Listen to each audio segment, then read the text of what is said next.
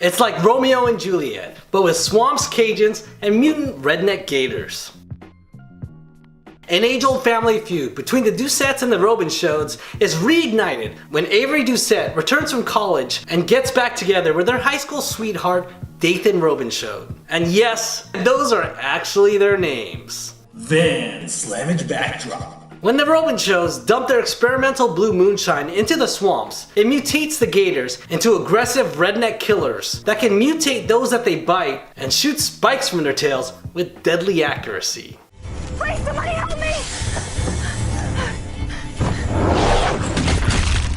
Talk about a pain in the neck. Fortunately, it's gator hunting season. So after the Doucettes feast on the hunted mutated gators, they began transforming into RAGIN CAJUN redneck gators. And it's up to Avery, the only vegan, to team up with the Robinshodes in an all-out gator battle to save the town. That would explain why all the Doucettes are missing and why we suddenly have so many damn gators. Those damn gators are my family. Probably not the family reunion she was hoping for. Then, Slamage spotlight.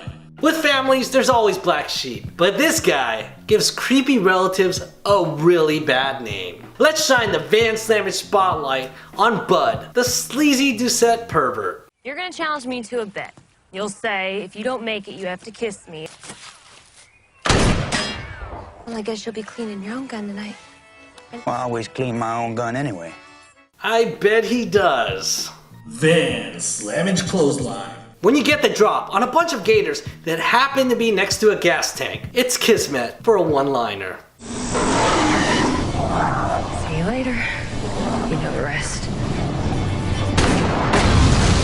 I think I'm in love. Now for the top 3 signature moves. Top 3 signature moves. Number 3, the Avery Defiance flip.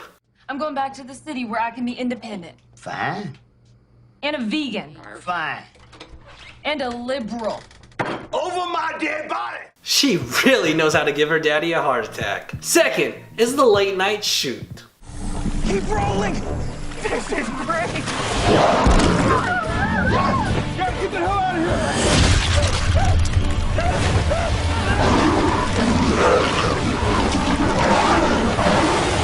This would really make a great movie set meme. And finally, the finisher, the Ragin' Cajun Blazer.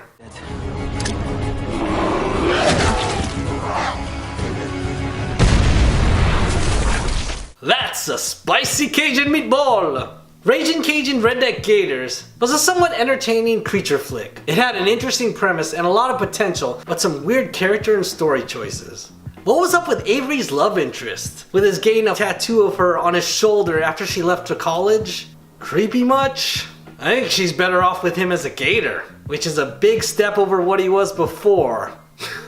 I also wish they explored the origin of their family feud, since no one was alive to remember why. And it was left completely unresolved since one side turned gator, and then they all killed each other. If you hadn't been my worst enemy, you could have been my best friend.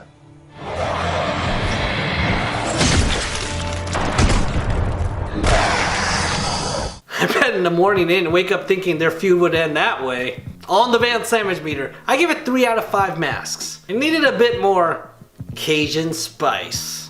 Thanks for joining me for Jack Van Slam versus Ragin' Cajun Redneck Gators. A big shout out to YouTuber Gecko Wolfie for recommending this B-movie.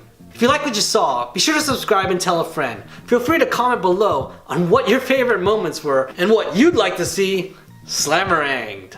That's bigger than your old one. That's way bigger. You ought to see mine.